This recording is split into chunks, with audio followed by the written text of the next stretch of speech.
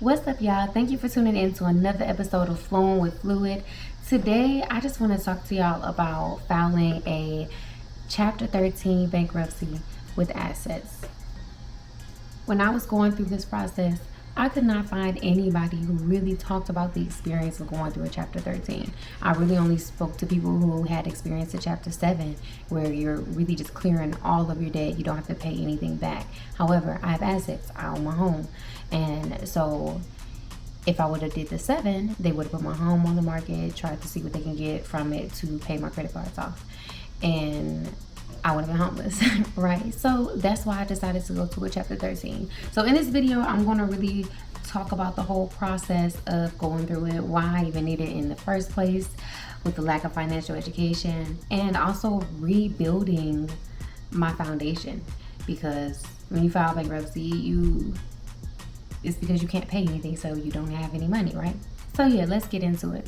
So when filing a Chapter 13 bankruptcy, this is something that's going to take 3 to 4 years depending on how you want your payment. So my payment would have been a little bit less every month if I went with the 4 years, and it's a little bit more because I decided to go with the 3 years. The reason why I went with 3 years instead of 4 is because you also have to continuously report how much money you made and how much money you're making when you do every single year.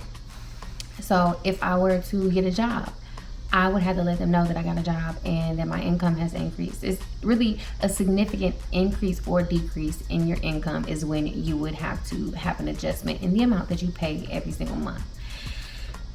And that's for as long as you're in the contract. Now, mind you, there are other options. So a lot of people were talking to me about doing like a debt settlement and things like that. Most important advice I would give you would be to get a CPA so that they can really explain this to you in depth, how that affects your taxes. But just to give you my knowledge, when you do the debt settlement and they are forgiving you for $5,000 here, $8,000 here, that money counts as, I believe, some sort of income in a different capacity. And that is money that you would have to pay taxes on. So that's something to keep in mind when you're trying to do a debt settlement, especially somebody like me.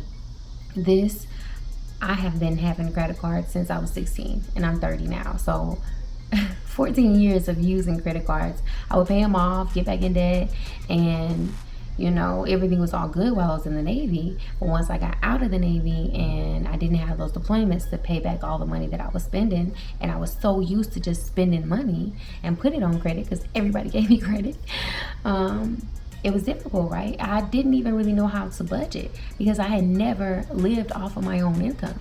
I've always just used credit cards and paid the minimum balance. So I had a lot of debt. So if I were to do the debt settlement,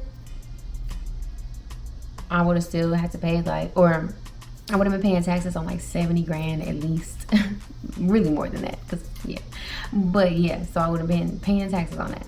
But back to the Chapter 13 bankruptcy, right? So every year, still on the taxes side, right? Every year you have to send them a copy of your tax returns. So that's another reason why I want to go with the 3 instead of the 4. I'm trying to get this over with as fast as possible, right?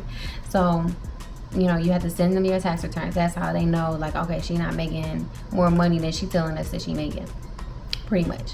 I went with the bankruptcy for tax reasons, but also because I had unchecked spending habits that I really need to take control of. And that's what I've been doing now. Now I'm building my foundation and really looking at my budgets. I have been following the budget Nisa for years and still could never stick to a budget because I always had the option of my credit cards. And truth be told, I could still go get a credit card if I wanted to. I could get a car if I wanted to. However, I really am striving to move more towards a minimalistic lifestyle anyway.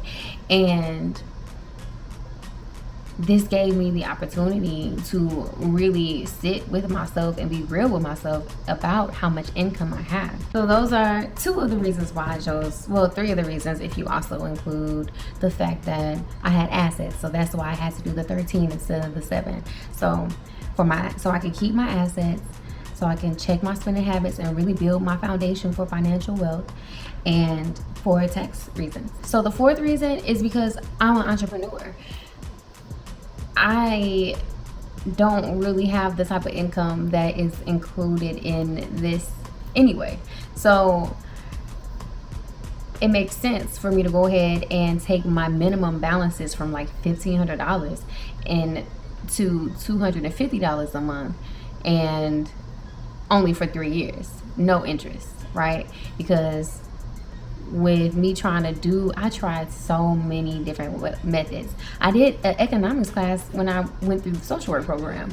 However, and I love PowerPay. I use PowerPay still, all of that, learning how to, you know, pay your minimum balances, but always pay a certain amount and bring those over to the other credit cards, you know, the funnel method, all of that. I learned all of that, tried all of that, still continuously kept getting myself in debt. So yeah, basically, number 4 is the fact that I'm an entrepreneur. So I make my own money, and I'm taxed differently as an entrepreneur than I am as just a citizen that works a W-2 type of job, you know.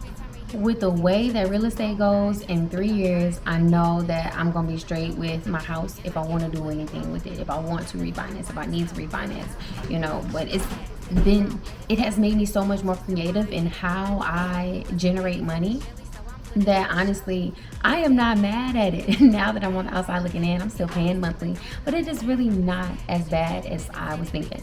So you know, in the beginning, if you're thinking about doing this, yes, it is stressful, it is hard, but I promise you can figure it out.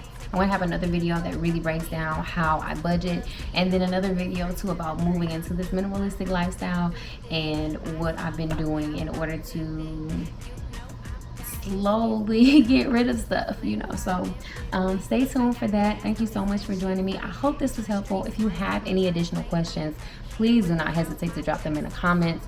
We all probably need this information, and I'm sure there may be things that I forgot. So yes, I forgot to address. So yeah, let me know. All right, love y'all. Thank you. I'm not wretched, I'm hood class. I'm not wretched, I'm hood class. Got them deep boys calling my phone, they see the past. I know you see